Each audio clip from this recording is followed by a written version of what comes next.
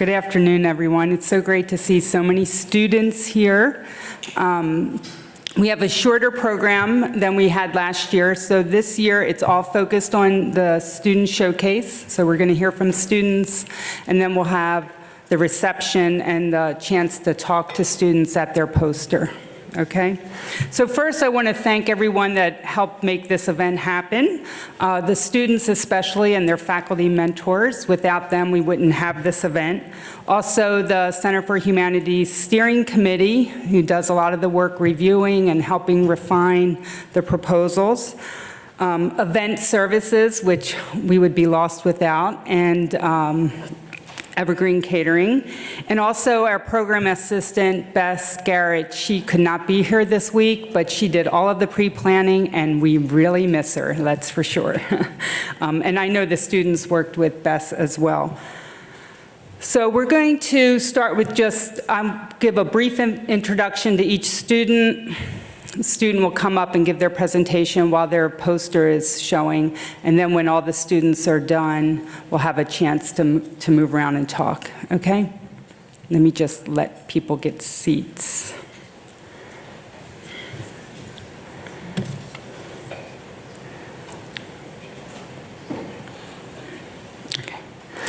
Our first group of student presenters received fellowships to support work on scholarly or creative projects in the humanities. They worked for 10 consecutive weeks during the summer under the direction of a full-time Loyola faculty member. Students receive stipends and are eligible for on-campus housing if they are in this program. Our first presenter is Daniel Goggin, Special Providence, a field guide to the tradition of epic literature in the United States. His faculty mentor, teaching professor Sandra Gutman. Dan is joining us from England.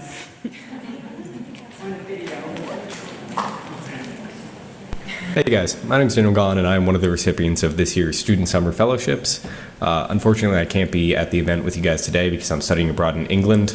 After 4 months of working on a project that is explicitly concerned with America and Americanness, I'd had enough. Anyways, getting into it, my project is titled Special Providence. It is a collection of 7 essays, each of which takes one well-known piece of American literature and evaluates it as belonging to the ancient tradition of epic literature. Since the epic genre is so old and the United States is so new, you'd be forgiven for thinking that the United States doesn't have an epic tradition at all, but you'd also be missing out on some very interesting readings of our greatest works. The epic is also the perfect genre for genre comparison because the canon of epic literature is so exclusive. There's only a handful of truly definitive works that we have to evaluate. And since the epic is so explicitly concerned with nation and nationalism, it's a great tool for evaluating the literature of the United States. So as the project goes along, we build this canon of American epic literature and we see how our authors have innovated upon this genre to properly express our national identity. Authors in the United States confronted the oldest and most prestigious genre in the world and brought to it this unique American confidence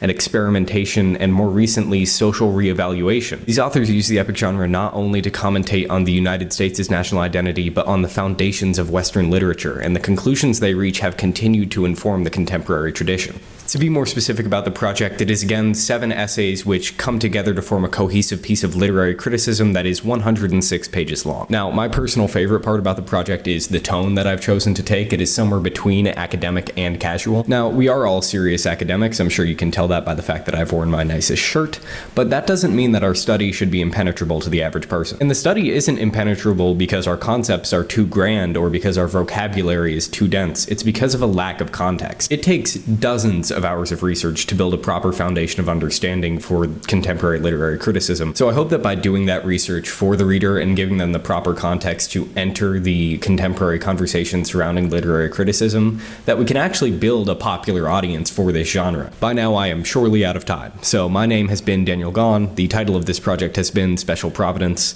and there will be a QR code on a poster somewhere in your area that will allow you to read the full text online. Thank you very much. I hope you check it out. And of course, thank you very much to the Humanities Department at Loyola and my advising professor, Professor Sandra Gutman, for making this possible. I really appreciate it. Thank you.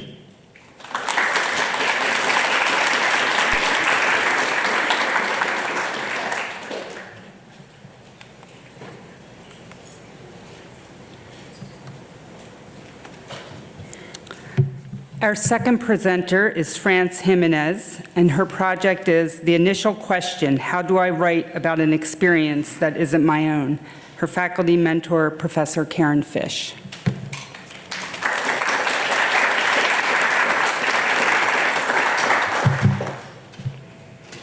Hi, everyone. My name is France, and you might remember me from last year's celebration. I was awarded the grant to do an unpaid internship at a refugee center here in Baltimore. I've spent a lot of time since then just thinking about everything that I witnessed there, how to recall it accurately.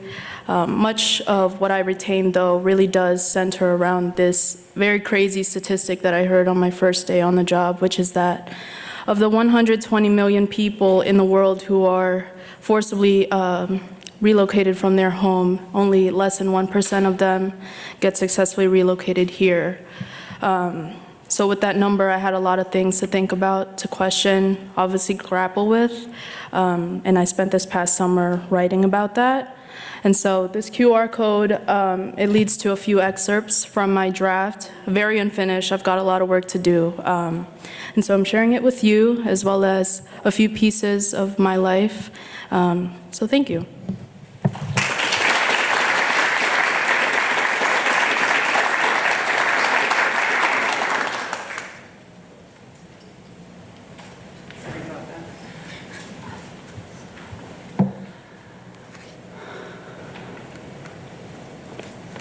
It's frozen. Hey guys, my name's Daniel Gahn, and I'm one of the... Our next presentation is by Gitanjali, did I say it right? Gitanjali Uman. Her project is Communism in Kerala, Why Indigenous Marxists Created Their Own Political Party. Her faculty mentor, Professor Toja Oko.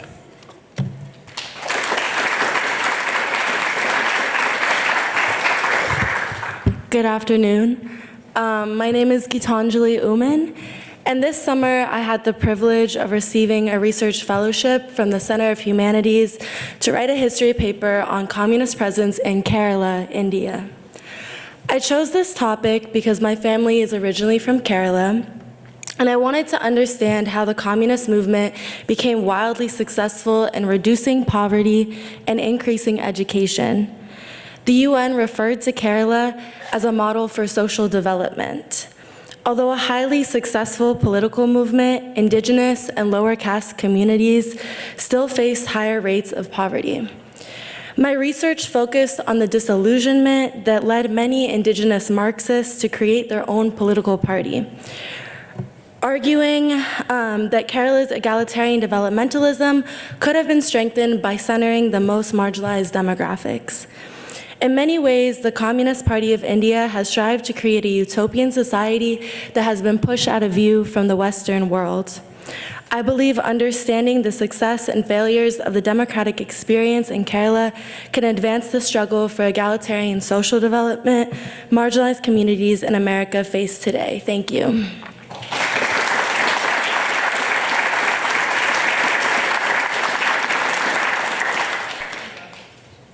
Hey guys.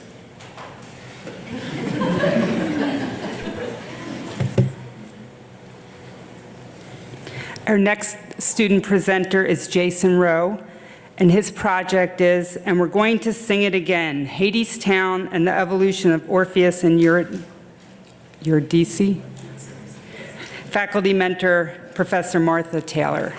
I'm sorry, there's a problem with the slides. That's why I'm running back and forth.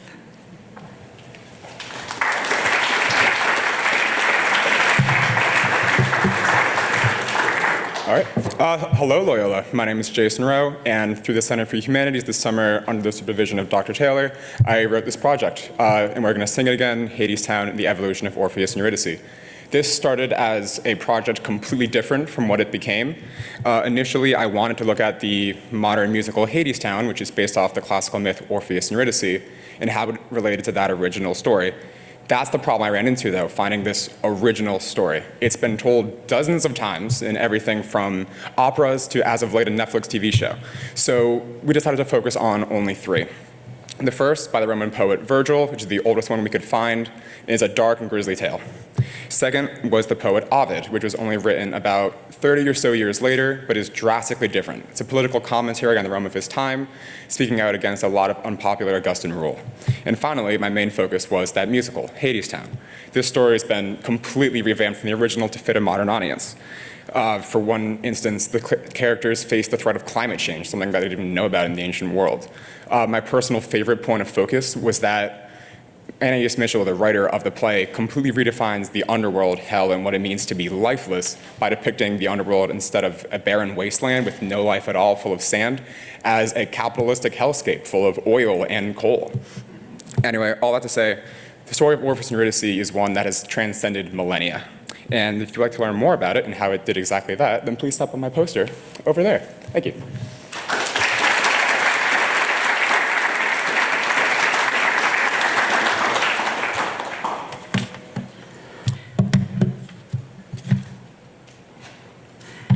Our next presenter is Evie Ryan. Her project, 50 Times as Good, Characterizing Women in Dickens, and her faculty mentor is Professor Gayla McGlamory.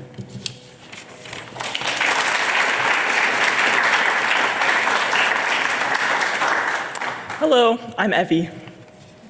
This summer, I read and analyzed 2 novels by Charles Dickens, Little Dorrit and Our Mutual Friend. I originally intended to focus on how Dickens portrayed poverty in each novel, but my interest quickly shifted to the female characters in both stories, women who were 50 times as good as the men surrounding them, but somehow found themselves settling for mediocre marriages in the last few chapters of each novel. In conjunction with my literary analysis, I used digital humanities skills to create a network visualization of Little Dorrit that maps character interactions. Characters are represented by circles in the diagram called nodes, and their interactions are mapped as the lines connecting the nodes called edges. This visualization allowed me to see that although Little Dorrit is the protagonist and titular character of the story, she remains on the fringes of the character web and thus the narrative. Her eventual husband, Arthur Clenham, has more than double her character interactions, engaging with 11 additional characters in the story than Little Dorrit does. My research and analysis found that in these 2 novels, Charles Dickens does not grant his female characters the attention and time necessary to fully explore their multifaceted lives. And thank you to Dr. McGlamory and the Center for Humanities for this opportunity.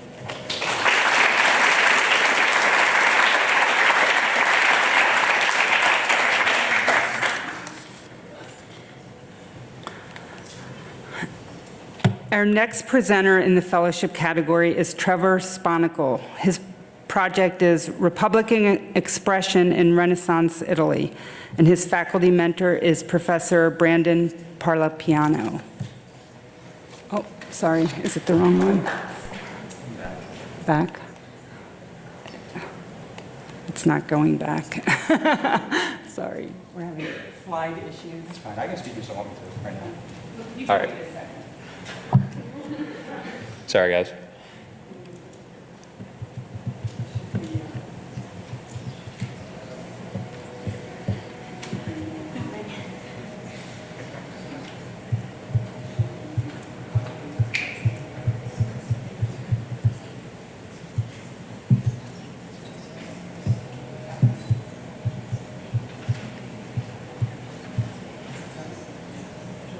All right, I'll talk about my project.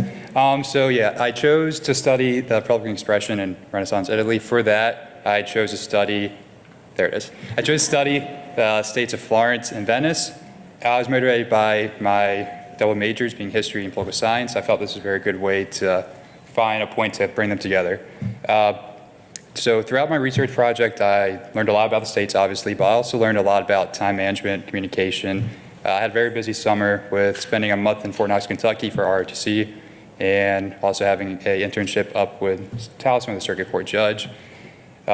If you guys would like to learn anything more about the governmental stability of these 2 states, how I try to connect it to modern implications now in the United States, please come talk to me in my poster. So I have to say thank you.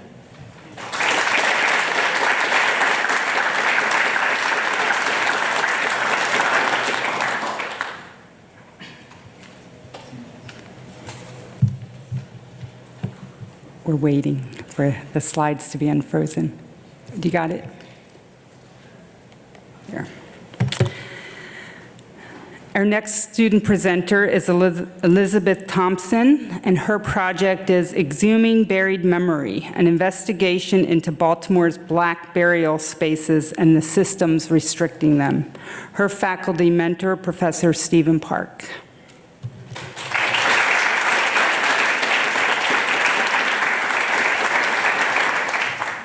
Hello, everyone. I'm Elizabeth Thompson. I'm glad to get a little sneak peek of my slides there. This summer, I researched 3 historic African-American burial sites in Baltimore and their connections to space, community, and public memory. An old potter's field discovered during Johns Hopkins construction of their cancer center in 1995. Laurel Cemetery bulldozed in favor of a shopping center in 1958. And Mount Auburn Cemetery, which still survives today. My research aimed to recover memory of how these people inhabiting the spaces shaped Baltimore's environment. I found that despite efforts to remove memories embedded in the land, a rich history of Baltimore's Black community post-Civil War still existed in its archives and newspapers. Among these is the obituary of Reverend Alexander, who was buried at Laurel in 1919. He was founder and pastor of Sharon Baptist Church, founder of the African American Benjamin Banneker School, advocate for Black teachers and Black schools, and founder and editor of the Afro American. His obituary details a funeral attended by 1,200 children from the school, 1,100 people within Sharon Baptist Church, and an additional 6,000 waiting outside to review his remains. His obituary recorded the living witness of the Black community at the funeral. Reverend Alexander's funeral marked his transition into new life, and his memory added to the legacy of activists buried at Laurel Cemetery. His monument no longer marks a grave where thousands once gathered, but this does not mean his memory no longer has a place among the living today. I hope that by sharing these stories and participating in public memory, we can keep the work of these individuals alive and protect the legacies of future Black Baltimoreans. And I would like to thank the Center for Humanities and Dr. Stephen Park for helping me with this project. Thank you.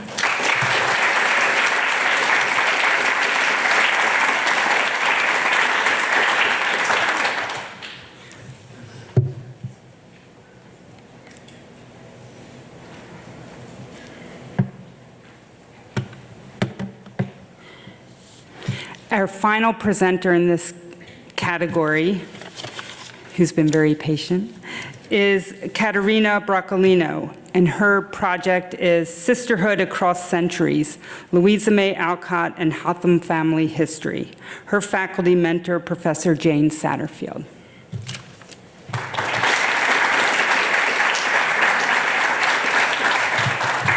Hi, thank you. Before I begin, I'd like to thank the Center for the Humanities and my mentor, Professor Jane Satterfield. My project this summer explored the complexity of female relationships. I first dove into the novel, Little Women. What is so interesting about this piece is that Alcott thought the circumstances of 4 everyday girls on the cusp of becoming women were worthy enough to be considered for a novel. It fascinated me that as a reader, you're privy to the thoughts and the feelings of teenagers in the 1800s. The other half of my research implored me to excavate my family, specifically the Hotham sisters. Through the research of digging through census papers, letters, and photographs, I found myself closer to the brilliant woman who came before me. With everything I learned about Little Women and the Hotham family, I wrote 17 original poems.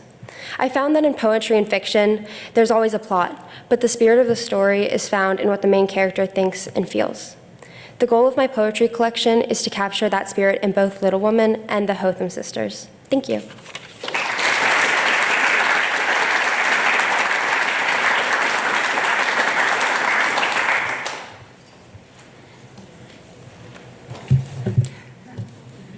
Our next presenter is in a different category. He had a summer study fellowship sponsored by the Center for Humanities, and that program gives up to $5,000 for students to participate in a summer program related to the humanities. Liam Holden is our student, and his project or his study trip was with Paul in Greece. His faculty advisor, Professor Martha Taylor.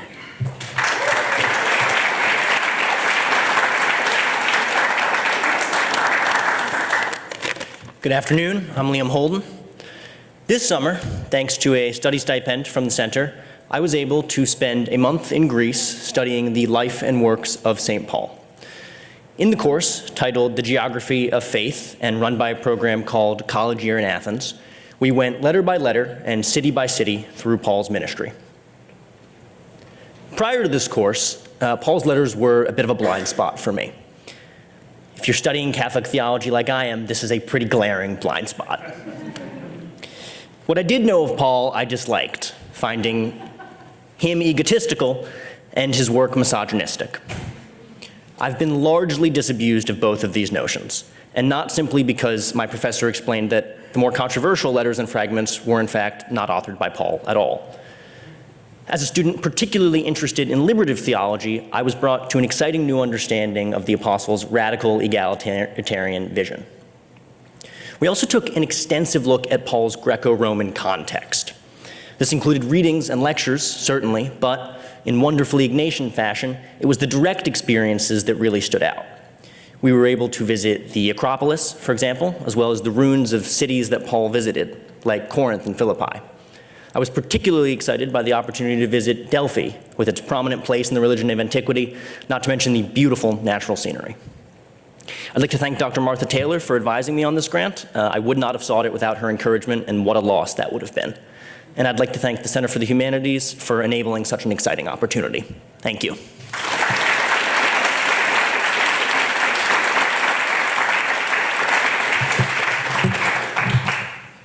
Our next group of presenters are students who received a summer stipend for an internship, an unpaid internship related to the humanities. The program offers a summer stipend for up to $5,000 for students to participate in a non-paid summer internship. So if you're thinking about a summer internship, this might be a good program for you. Our first presenter is Tess Felter, and she had an internship in a federal court.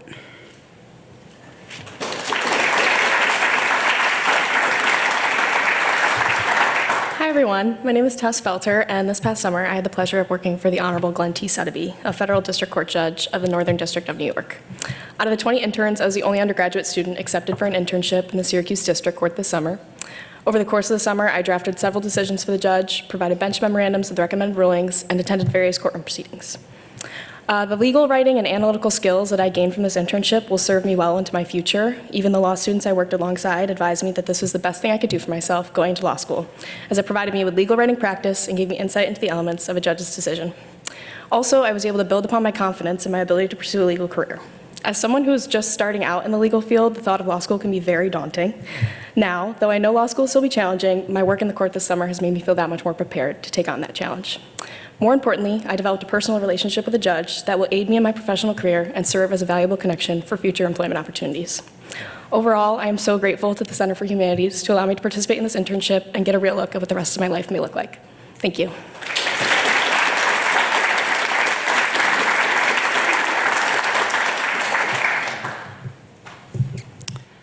Caroline Coons is our next presenter, and she had an internship at Yellow Arrow Publishing.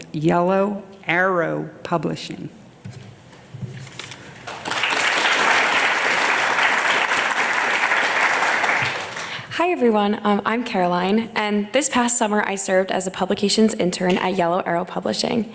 Yellow Arrow is a nonprofit based right here in Baltimore that highlights the voices of female identifying authors from all across the world through poetry and creative nonfiction book publications. As a publications intern, I was responsible for formatting, copy editing, and proofreading many of these pieces before their release dates. I was also able to tap into my creative side by composing graphic images, blog posts, and social media posts to market these publications. My favorite part of this process was getting to see such beautiful writing take shape from beginning to end. Knowing that my suggestions and edits made it into the final editions of so many poems and short stories is incredibly rewarding. Throughout the entire internship, my supervisors were nothing but encouraging and supportive, and I could not be more grateful for the tasks that they trusted me with. Yellow Arrow is a nonprofit run entirely by women for women, and getting the chance to work alongside them and help in their mission of amplifying underrepresented voices has really been a formational experience and an unforgettable opportunity. I'd really like to thank the Center for Humanities for making all of this possible. Thank you.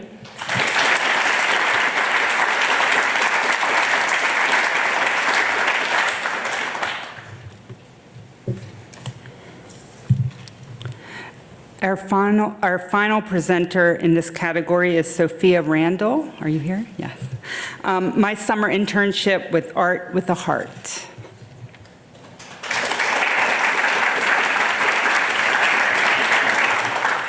Hi everyone, I'm Sophia Randall, and this summer I was fortunate enough to internship at Baltimore's Art with a Heart in the Special Projects team, compensated by a stipend from Loyola's Center for the Humanities.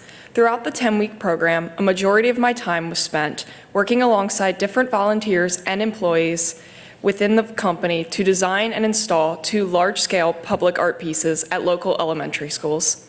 The first piece is a hanging artwork that collages hundreds of ceramic flowers created by the children of Columbia, Maryland's Talbot Springs Elementary School. The process included laying down weatherproof materials on the metal boards, creating mosaic borders, carefully placing the flowers into wet cement on the boards, and then installing the artwork into the school courtyard. The second main public art piece I worked on during my internship with Art with a Heart was a 1,700+ square foot mural designed on 4 walls of Baltimore's William Paca Elementary. Completion of this mural involved framing different colors, designing and drawing different elements of the landscape, cleaning up the piece with white paint, and assisting a multitude of volunteers with filling in the artwork. I thoroughly enjoyed my involvement as it merged my 2 interests of creating art and working besides others with unique talents to complete a project together. Being a key player in a public art piece from start to finish proved to be a fulfilling experience regarding my aspirations in the professional art field.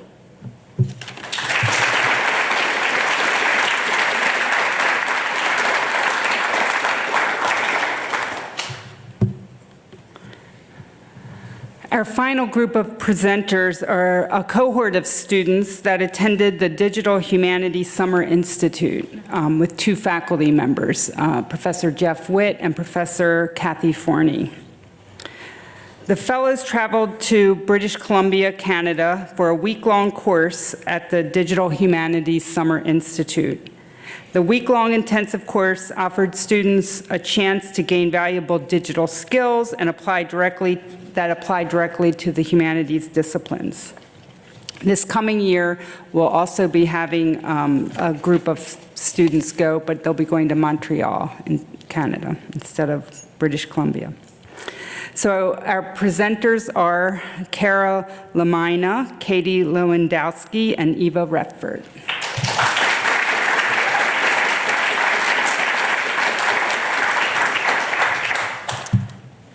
Hello, my name is Kara Lamina. My name is Katie Lewandowski. My name is Eva Redford. We're all sophomores majoring in humanities subjects and had the wonderful opportunity to attend the Digital Humanities Summer Institute at the University of Victoria in British Columbia, Canada this summer.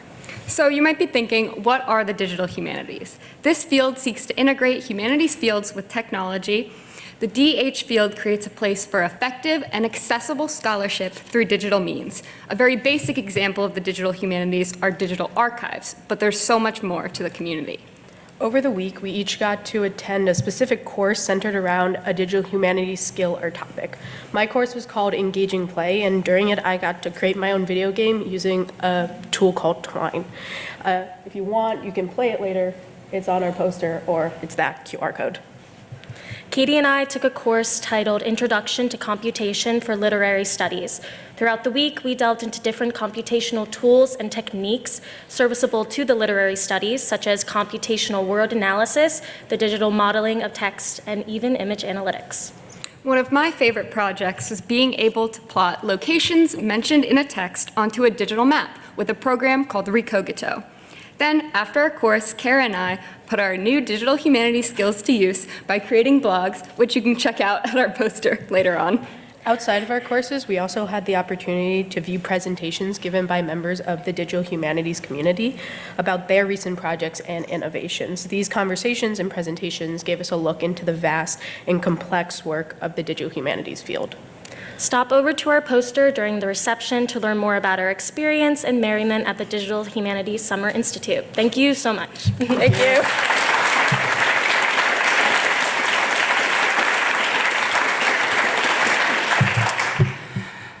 Finally, I just want to take a few minutes to introduce our student grants coordinator, Dr. Brett Butler in the English department.